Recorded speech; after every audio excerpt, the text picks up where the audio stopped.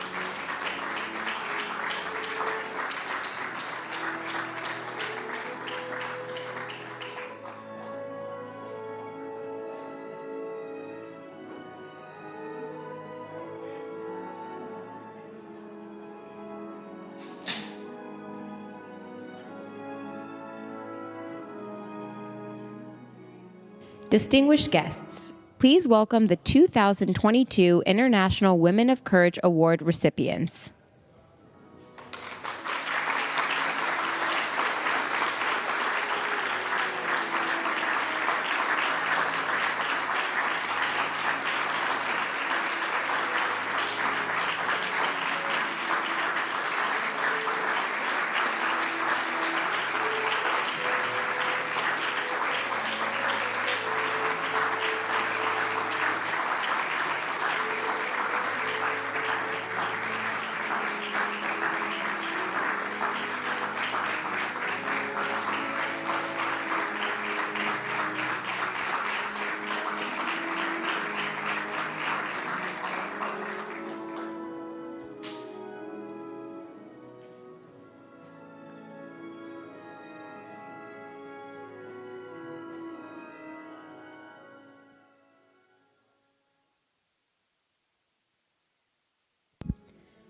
Distinguished guests, please be seated. Thank you.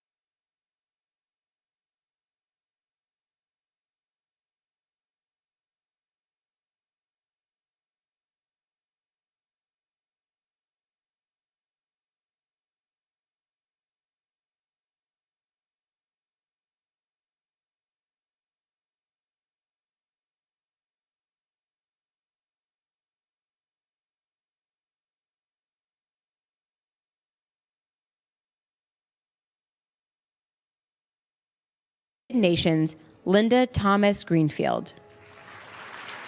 White House Press Secretary, Karine Jean-Pierre. Deputy Secretary of Defense, Kathleen Hicks. Undersecretary for Civilian Security, Democracy, and Human Rights at the U.S. Department of State, Azra Zaya. And Acting Ambassador at Large for Global Women's Issues at the U.S. Department of State, Kat Fotovat.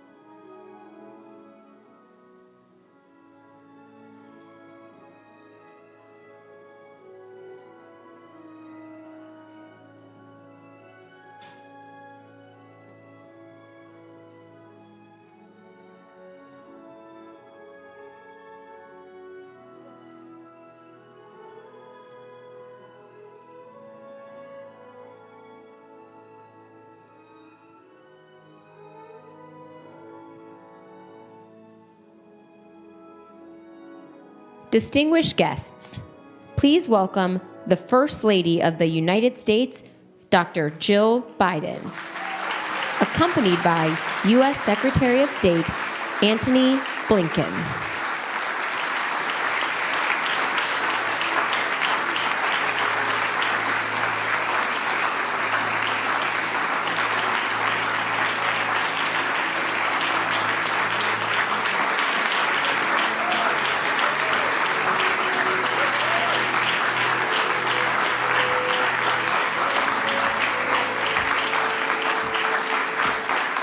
Good afternoon, everyone. Please take a seat. And it is a special honor for me to be able to say, welcome to the White House.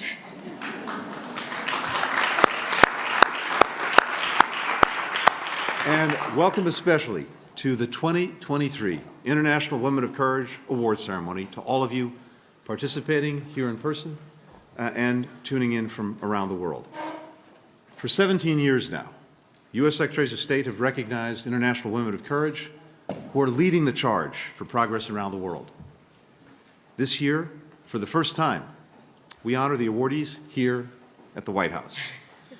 And that really is a reflection of just how highly President Biden, First Lady, and this administration prioritize gender equality and human rights.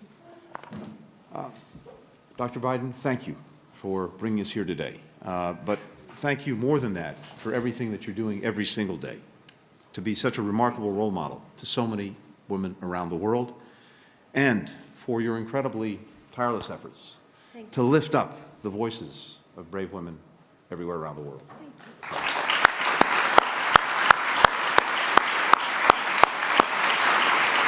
So we're joined today by ambassadors from across the globe who are essential partners in all of our efforts to make sure that women and girls can reach their full potential. We have senior leaders from across the United States government here. Ambassador Linda Thomas Greenfield, our champion, our voice at the United Nations. Deputy Secretary of Defense Kath Hicks, Undersecretary of State Azra Zaya, our advocate for human rights. Jen Klein, Kat Fotovat, who are leaders of our global gender policy. And of course, White House Press Secretary Karine Jean-Pierre, also such a powerful voice for our country and for this administration around the world.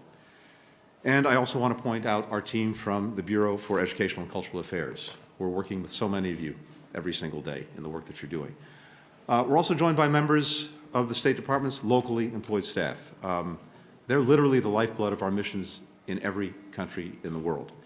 To be here today, some of them have traveled from more than a dozen countries in Asia, Africa, Europe, South America, and the Middle East. It's wonderful to be with you today as well. Thank you.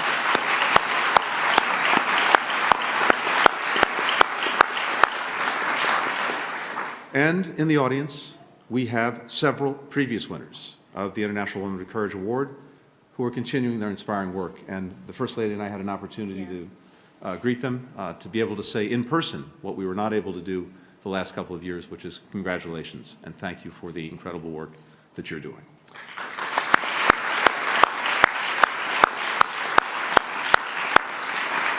And of course, Last but not least, our guests of honor, this year's International Women of Courage. Welcome to all of you.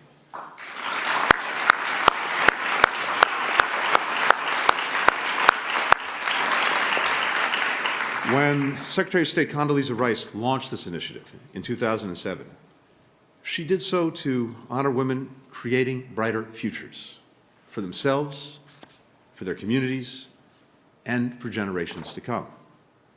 Since then, this award has recognized honorees, 11 truly extraordinary people. As you'll hear, these women are reporting on Russian atrocities in Ukraine. They're fighting for equal opportunities for women and girls in Mongolia.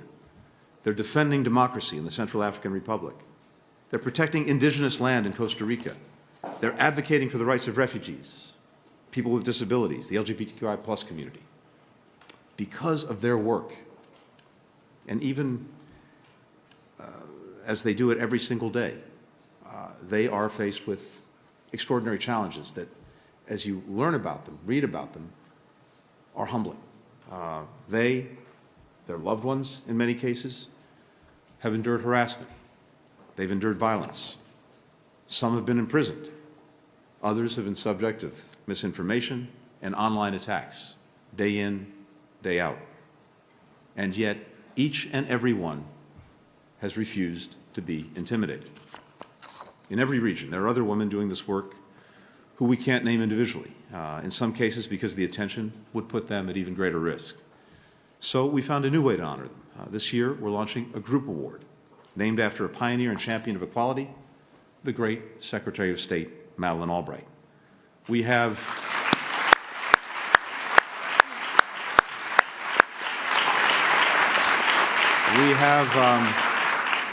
several members of the Albright family here today to help us celebrate.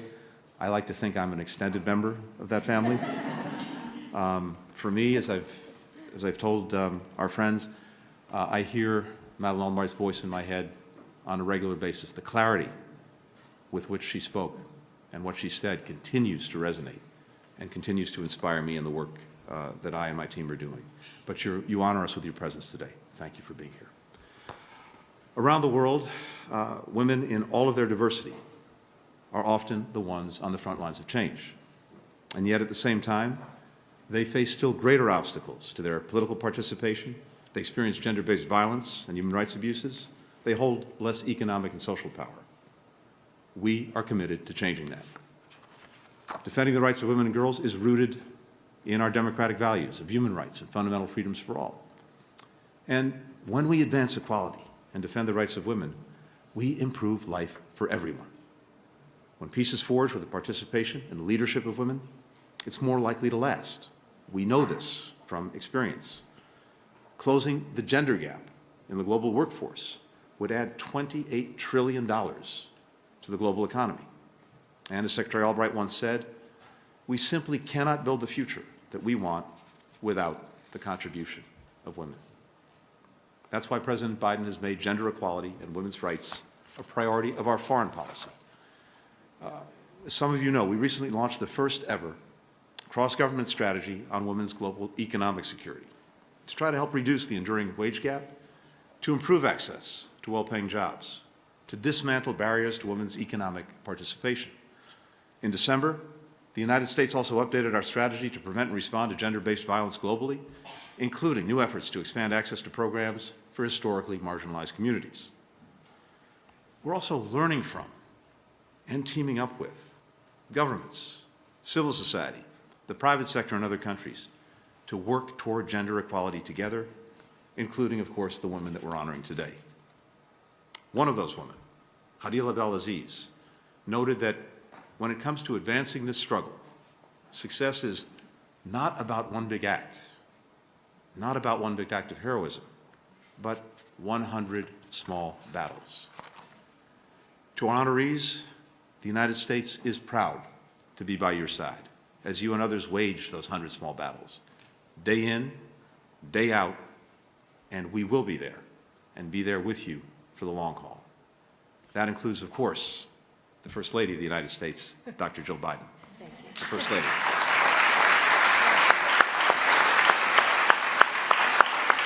Thank you.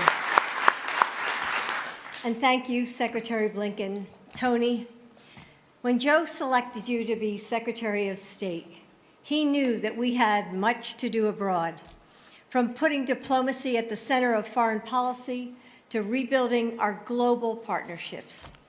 And with every challenge we faced, you have ensured that we're better able to deliver for the American people because we have our allies by our side.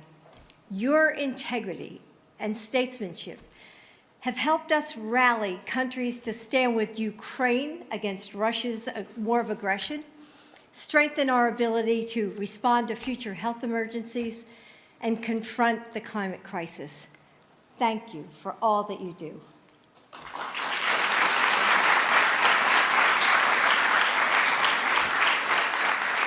As the Secretary said, we are joined by leaders from around our country and across the globe.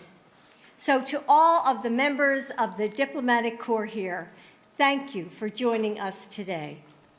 And as the Secretary said, the family of the incomparable Secretary Albright is with us, and I'm going to ask you to stand.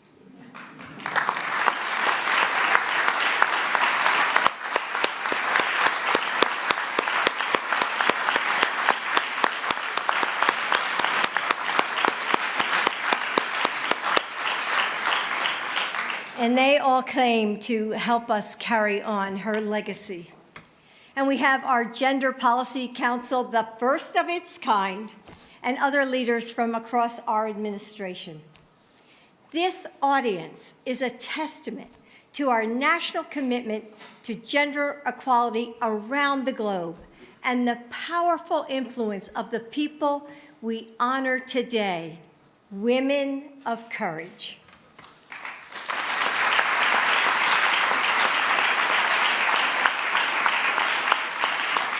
Right here in the East Wing, we will tell their stories of fearlessness, resilience, and hope.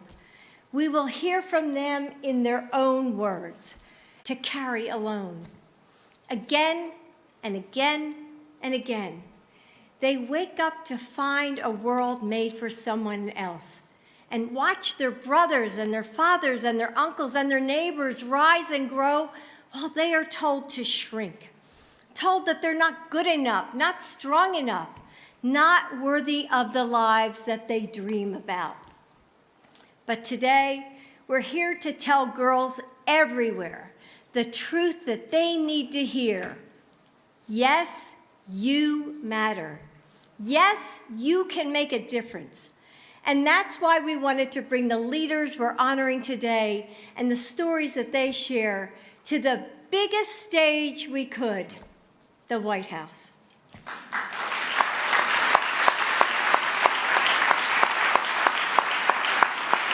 And Tony, thank you for helping us do that.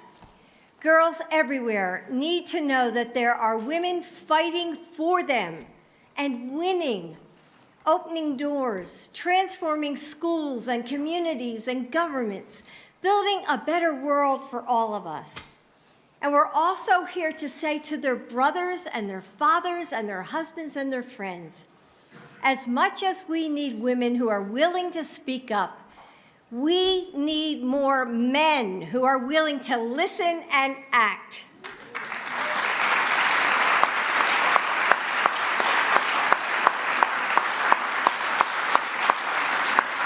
We need more men to hold each other accountable when their sisters are being hurt or left behind. We need more men who nurture families, who feed and teach and mentor, who build safer communities.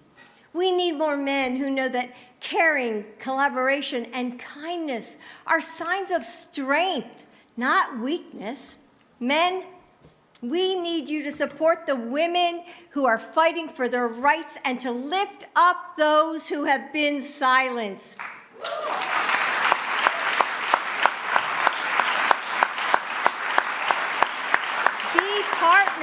Be partners with women. Become the men of courage we need.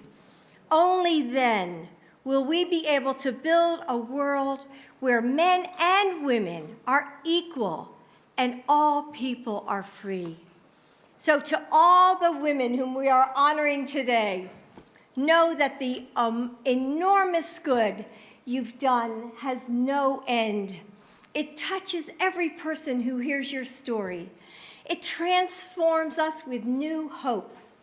As you seek justice, speak out, and pursue peace, you inspire others to find courage within ourselves and rise to that same call. And to every little girl who has wondered, can I, one person, one voice, one girl, fix what's broken? Let the women that we celebrate today be an answer to that question, an unequivocal yes.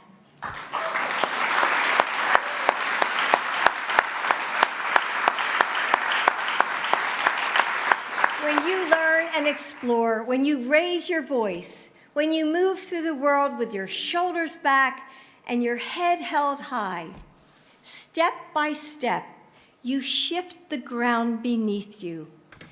Draw strength from the women of courage who came before you. Share that strength with the sisterhood that surrounds you, and the ripples of that power will transform our world. And as you take those steps, as you grow into the women you will be, remember, you are never alone. Thank you.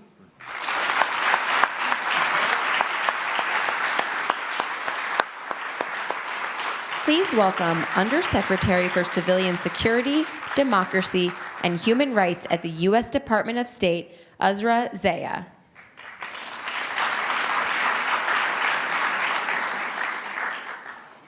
It takes courage to seek justice when the powerful stand against you. Laws can protect the innocent or persecute the oppressed. And when the rule of law becomes a tool of tyranny, or when the structures in place simply fail to live up to the promise of equality, fairness, and humanity, we appeal to a higher ideal, justice. The women we honor today have worked tirelessly to ensure that their nation's legal systems protect all people, no matter their gender, beliefs, or background. And when those systems cannot or will not protect every citizen, they have fought to transform them. They've broken barriers, risen to new heights, and inspired other young women to follow their lead. Because without women's rights, perspectives, and participation, there can be no justice. But when we all have the opportunity to shape our laws, we create systems that truly serve us all.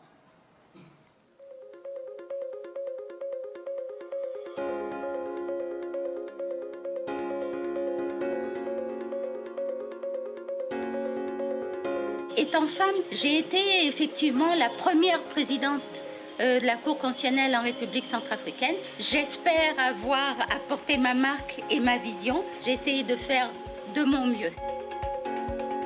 We started by one part-time lawyer, one legal aid, and we grew into a nationwide network of legal clinics to ensure that everyone has the right to be protected by the law. Наш общественный фонд работает более 20 лет в Казахстане, и мы занимаемся продвижением прав и свобод человека в области политических прав и свобод.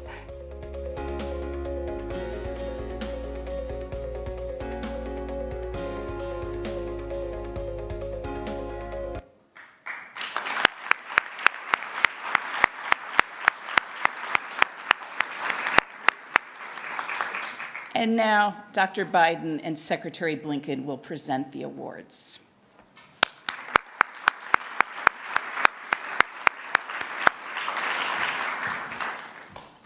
As the first woman to lead the Central African Republic's Constitutional Court, Danielle Darlan became known as the Woman of Iron for her refusal to be intimidated.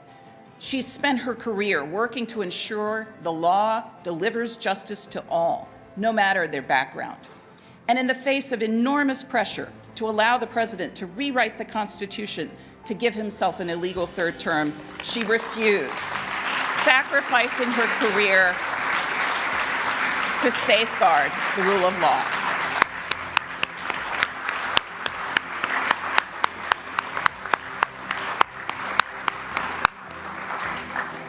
As founder and executive director of Jordan's Justice Center for Legal Aid, Hadil Abdelaziz provides legal services to thousands of people every year who wouldn't otherwise have access to a lawyer. She works to educate people about their rights so that they know how to protect themselves and are empowered to do so.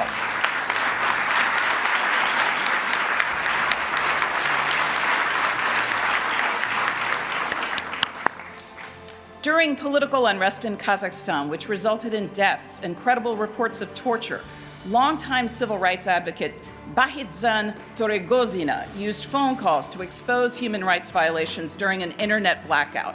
She then founded a coalition to document violations and provide legal and mental health support to victims of torture and abuse.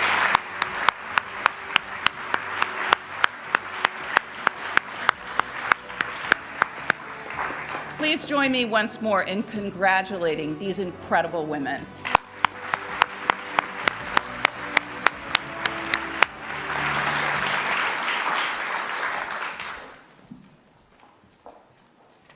Please welcome Deputy Secretary of Defense, Kathleen Hicks.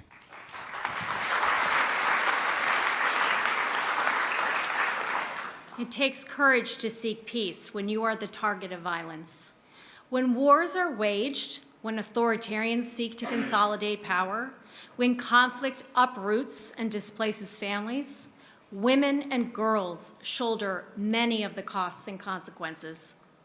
Those who wish to harm and turn their violence on women and girls often do so because women and girls serve as a society's source of strength and a beacon of hope. It's because when women use their voices to speak out against authoritarianism, their leadership can create lasting democratic change.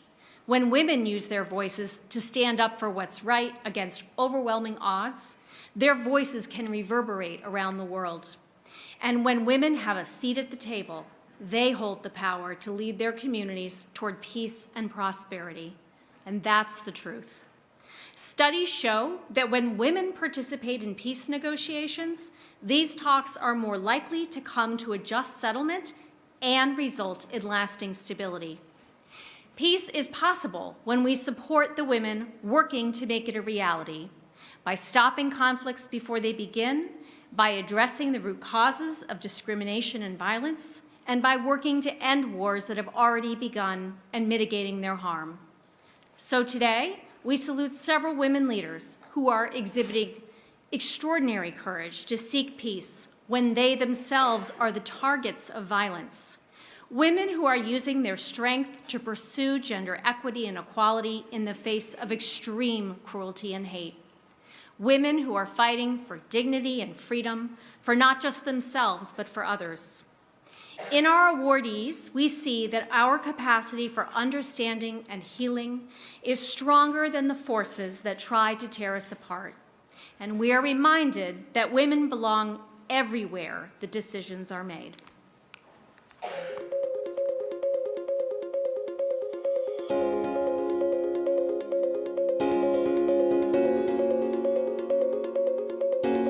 The love, the respect that my students gave me was my courage to stand for the voiceless women and children. Persons with disabilities or PWDs have the right to have good conditions in the workplace, to live independently, to equal opportunities, to participate fully in the life of their community. All of us have a right to a life without barriers, and it is our obligation as a community to ensure their full participation in society on an equal basis with others. Thanks to my work in a well-known morning show, I was able to collect a large amount of humanitarian aid, which I carried to the front line, and I'm doing this till today. Коли росіяни вторглись в Крим, я почала викладати тактичну медицину. І з цими курсами поїхала на фронт, зрозуміла, що допомога потрібна саме там.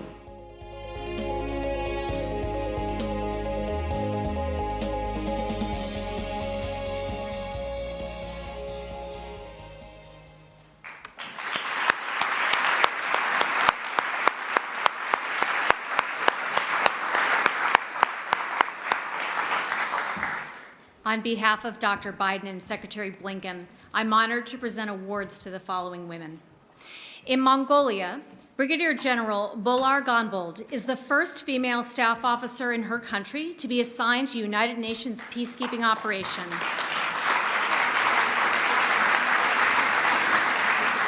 And the first female general to serve in the Mongolian Armed Forces. Brigadier Gonbold has served in peacekeeping missions around the world, and she's advocated for gender equality in peacekeeping forces and her country's military so that women and girls can be properly protected during and after conflicts.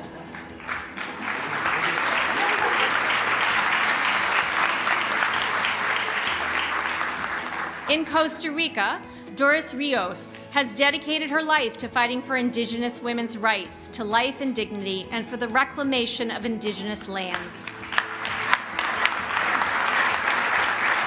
In the face of threats of violence and attacks against her and her family, she has created a seat at the table for Indigenous women to make the world more peaceful and just.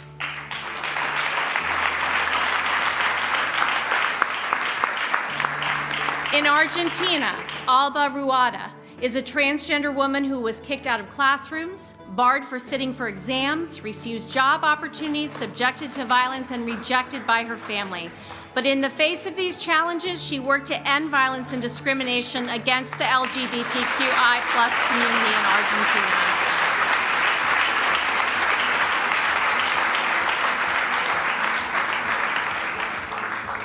After women were barred from schools in Afghanistan, Zakira Hakmet secretly finished high school and won a scholarship to study in Turkey, eventually becoming a doctor. After seeing the difficulty refugees face, she founded the Afghan Refugee Solidarity Association to advocate for the rights of all refugees and women.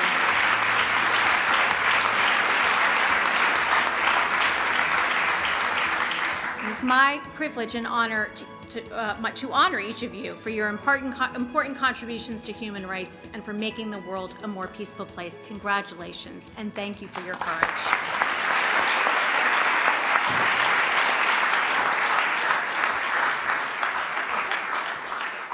Please welcome White House Press Secretary Karine Jean-Pierre.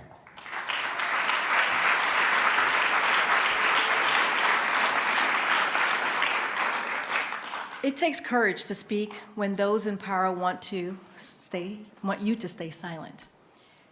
In a world where lies and distortion are easy to sell, one of the most powerful weapons that we have is the truth. Because corruption thrives in darkness, dictators and authoritarians seek to control criticism and define the stories that we tell.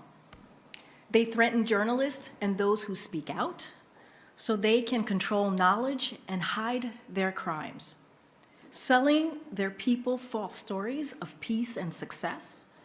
But when we illuminate the shadows, we can expose the damage they create, lighting a path forward for those trapped in the dark with the knowledge and the strength to rise and demand change. This group of journalists, broadcasters, and war correspondents spread truth, courage, and empower other women and girls to use their voices for democracy, freedom, and justice.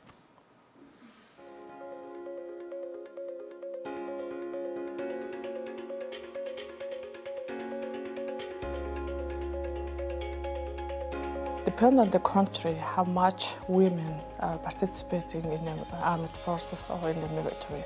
But in the generally around the world, there are around 15 to 20% of the women in the armed forces.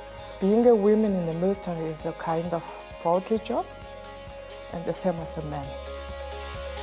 Yo creo que los logros más importantes, primero, creo que es la recuperación de nuestras tierras. Y a raíz de la recuperación de esas tierras, que hoy hablemos de seguridad alimentaria, de economía, de salud y acceso a nuestros recursos naturales. Estoy en la representación especial sobre orientación sexual e identidad de género en la Cancillería Argentina y este cargo es un compromiso para una política exterior transfeminista que ha crecido a la luz de políticas públicas a través de una agenda de activismos dentro del Estado que permite también desarrollar políticas públicas a partir de leyes de vanguardia que hay en Argentina. I believe that everyone in society has a role to play in promoting equality and justice, and I know that my journey has just begun.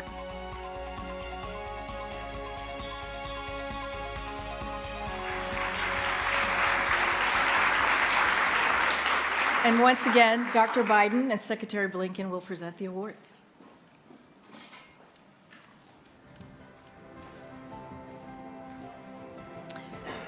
Through her independent YouTube news channel, Roha TV, veteran Ethiopian journalist Mihaza Mohammed shares stories of those who are often silenced. Despite 3 arrests in under 1 year, she continued to raise her voice advocating for survivors of gender-based violence and urging accountability for crimes committed against them.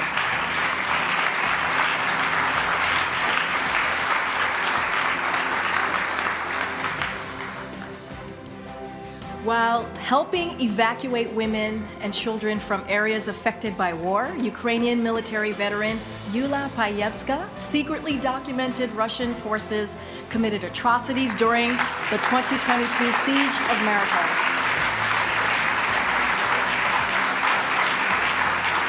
She smuggled a memory card to the Associated Press and a tampon and was forced to destroy another with her teeth before being captured by Russian forces and tortured for information. Since her release, she has continued to raise her voice for her people, pushing for peace and independence for Ukraine.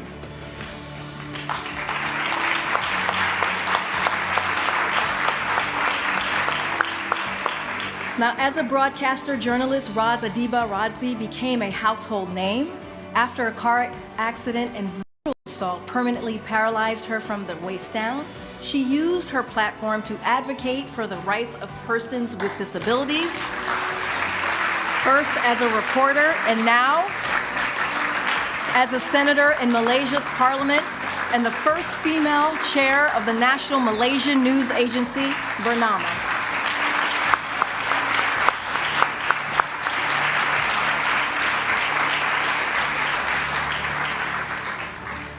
While Polish journalist Bianca Zaleska was combating Russian misinformation in 2014, her car was shot, causing an accident that broke her spine.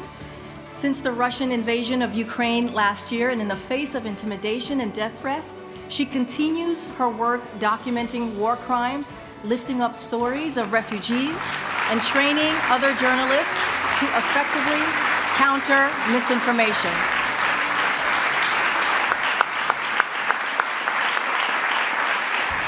Please join me in a round of applause for all of our awardees.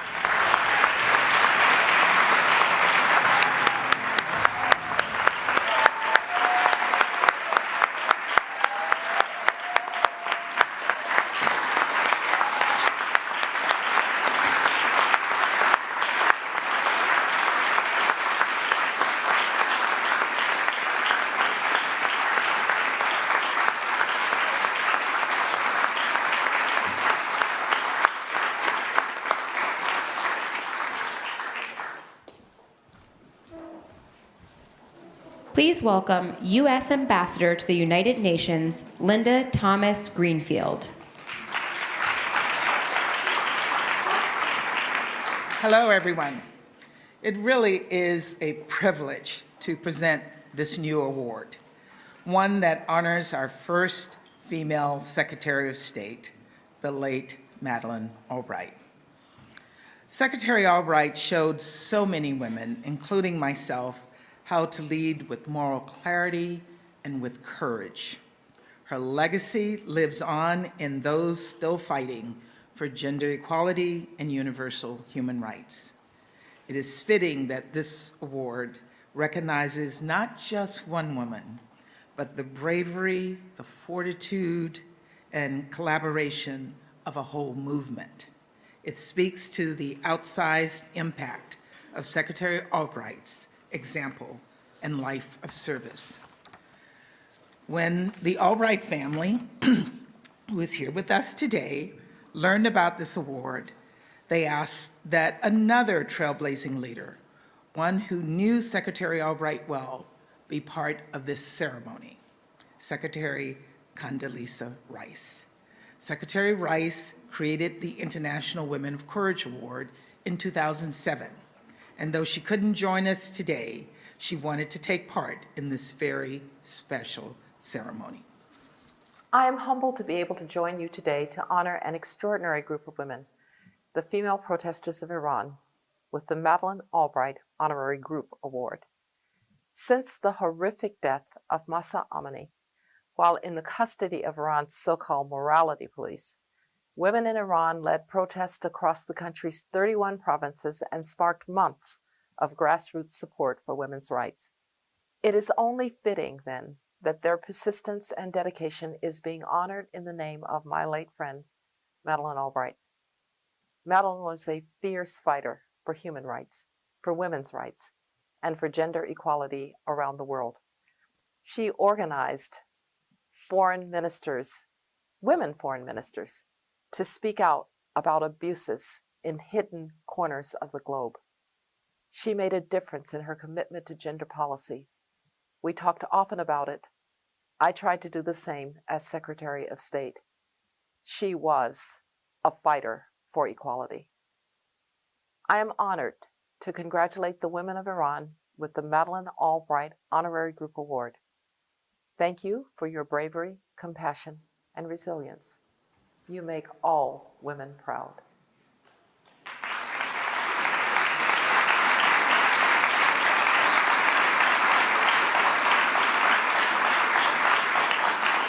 And I wish they could be here to hear your applause. I'm proud to present the Madeleine K. Albright Honorary Group International Women of Courage Award. This inaugural award goes to women and girls in Iran, who in the wake of the brutal killing of Mahsa Amini have inspired us all. All Mahsa wanted was to live a normal and happy life. She dreamed of starting a family after finishing her studies. But these hopes and dreams were crushed. They were crushed by the tyranny of Iran's so-called morality police.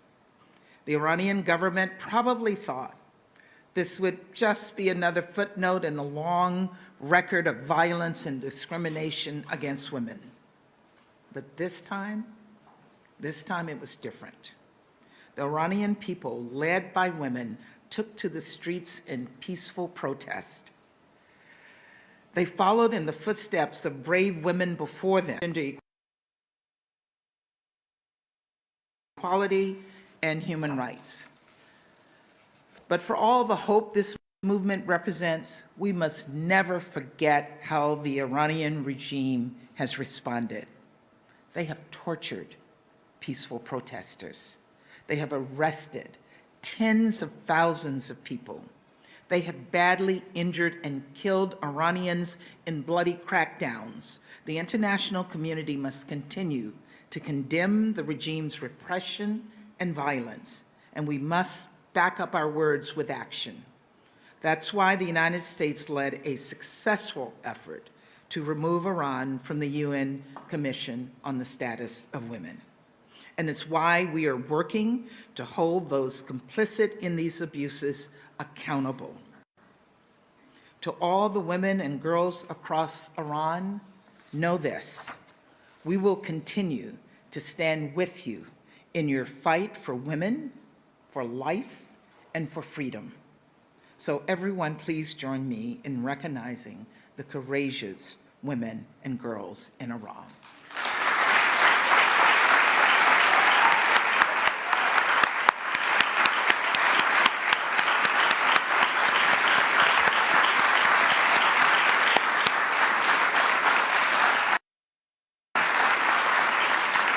Thank you. I now have the honor of introducing another courageous woman, who has been an unwavering champion for vulnerable populations in Malaysia. When a car accident and a brutal assault paralyzed Senator Ras Adiba Razi, from the waist down, she dedicated her life to advocacy. To raise awareness, Malaysians across the country saw her on TV, in Parliament, and at the Paralympics. They heard her commentary. They heard her poetry. They heard her fierce call for justice. In May 2020, she became Malaysia's representative for people with disabilities. And later that year, she was appointed the first female chair of the Malaysian National News Agency. Senator Ras Adiba Razi embodies what it means to live a life in service to others. Please join me in welcoming her to the podium.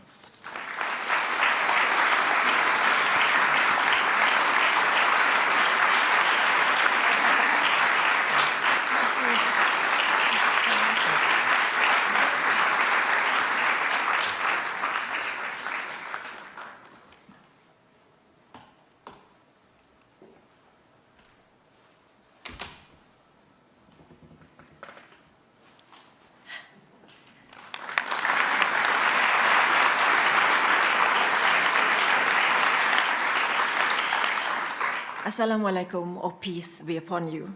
I'm Senator Ras Adiba Razi, a representative of the 2023 International Women of Courage Award. Before I begin, I would like to thank the First Lady, Dr. Jill Biden, the Secretary of State, Antony J. Blinken, and the US Department of State for giving me the opportunity to speak today. I'd have to say that I'm thoroughly impressed by the amazing work done by my fellow finalists in the respective countries. Let's give them a big hand.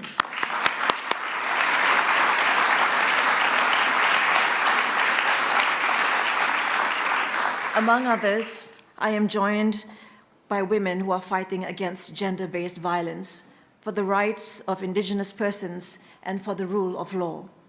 Honorable guests, I was born able-bodied and became permanently paralyzed from the waist down after several incidents. I became a spinal cord injured person following a car accident in 1995, a brutal assault a year later, and finally in 2002 when I fell after climbing a ladder. Since then, I have committed my life to fighting for the rights of persons with disabilities in my country, Malaysia. I witnessed discrimination and stigma as a person with disabilities, and then on, my team and I fought and fought and fought. Ladies and gentlemen, I have been working tirelessly to create awareness on the importance of accessibility in infrastructure, disability inclusion, job opportunities, inclusive education, housing, and upholding our rights, among others. I and my team then founded an association to empower persons with disabilities called OKU Central. In May 2020, the Malaysian King, His Majesty the King, Al Sultan Abdullah, appointed me as a senator in the Upper House Parliament of Malaysia to represent persons with disabilities. In November 2020, I was appointed the first female chair of the Malaysian National News Agency, Bernama, after 53 years of its establishment. Distinguished guests, in the area of sustainable development, all of us here aim to create a world which is inclusive, equitable, and sustainable, a world in which no one is left behind, and opportunities be made available for all for a secure, stable, and successful nation. Without the role and contribution of women, a nation will not be able to progress as it is today. It is vital for all parties to respect the contribution of women in all areas: economy, social, politics, and culture. Women's involvement is crucial as they are an important asset to a country. So let's again give a big round of applause, and actually I feel like hugging them all, especially to women here and to women all across the world who have excelled in their roles and contributed towards a prosperous nation worldwide. We are at a pivotal moment for women's rights. For us, receiving this International Women of Courage Award is very, very much significant for our people in each of our countries. This will be an integral part of spreading awareness and will celebrate the activism and transformative power of women and girls. Honorable guests, this opportunity is indeed an honor for me to share my views and experience, especially concerning the protection and social participation of persons with disabilities in Malaysia with everyone here today. Despite the increasing awareness around persons with disabilities, there is no denial that there's discrimination. In this polarized world exists to the detriment of our disabled friends. It exists because of a prevailing mindset, a stereotypical way of looking at the disabled. What the community needs to understand and to accept is that persons with disabilities are entitled to the full range of civil, cultural, economic, political, and social rights as stated in various human rights instruments, the same as everyone else. On that note, and as we speak, the Malaysian government is in the midst of amending the Persons with Disabilities Act 2008 to have an Anti-Discrimination Act for persons with disabilities like the United Kingdom's and the Americans with Disability Act 1990, or ADA. Esteemed guests, raising awareness of basic human rights and the right to be free of discrimination among women, children, and persons with disabilities is the fundamental aspect in which we must continue to work on. Without such awareness, it is extremely difficult to bring about justice and change.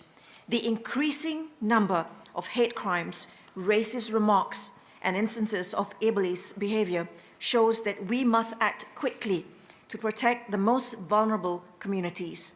Hence, I would like to take this opportunity to call on the 195 governments of the day in the world to ensure that the marginalized and vulnerable groups, women, children, including persons with disabilities, are not left out and rise to the clarion call of the 2030 Sustainable Development Agenda, leave no one behind.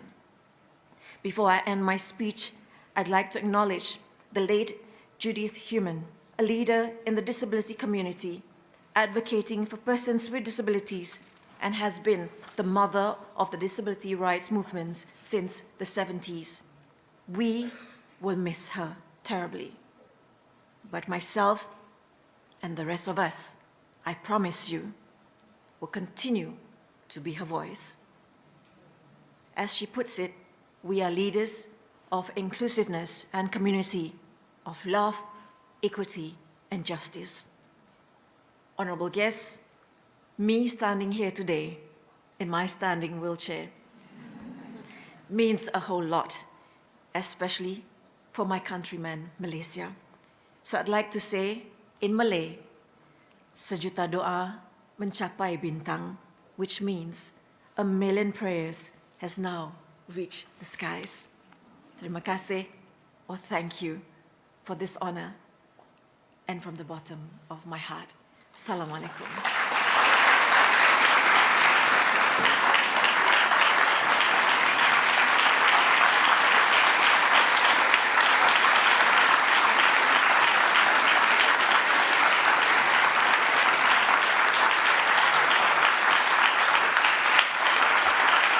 Please welcome Acting Ambassador at Large for Global Women's Issues at the U.S. Department of State, Kat Fotovat.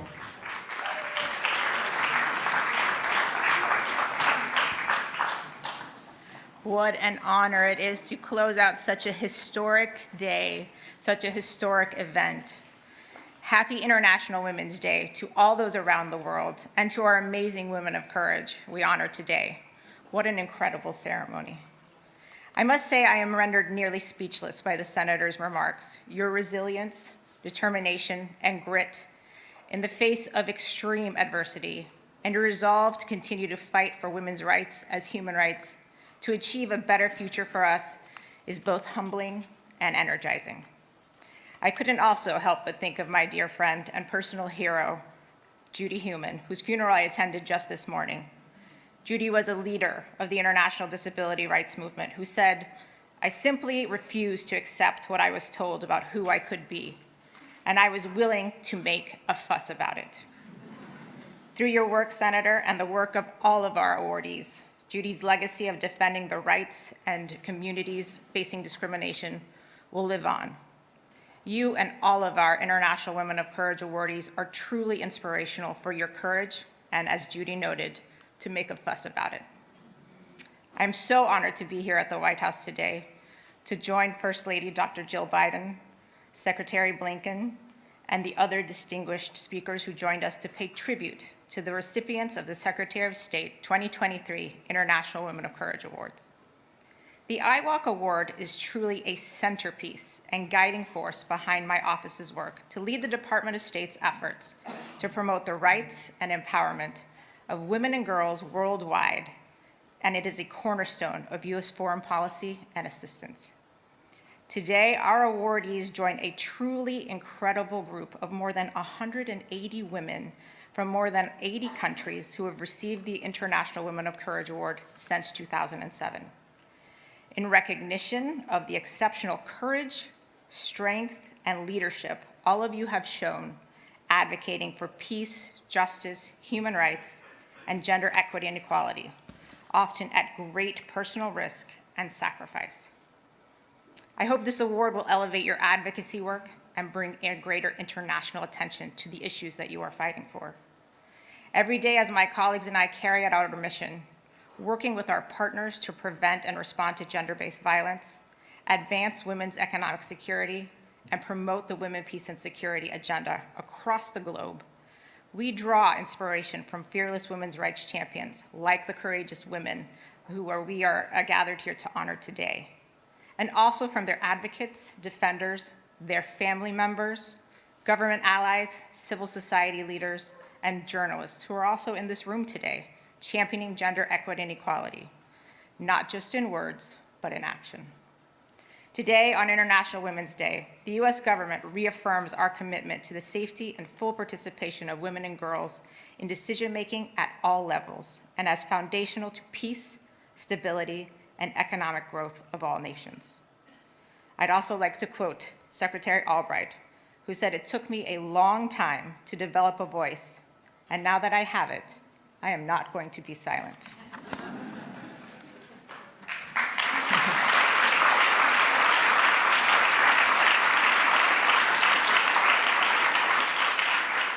To our 2023 Courage Awards, thank you again for using your voices and being the voice for those who can't use theirs. Let us all commit to using our voices to amplify those facing oppression, crisis, and in conflict in places like Iran, Ukraine, and Afghanistan, and all over the world. Congratulations to our awardees, and thank you for all you have done to give women and girls everywhere a fighting chance. We stand with you and for you, and thank you everyone here today joining us to celebrate these truly amazing and courageous women. Happy International Women's Day. Thank you all.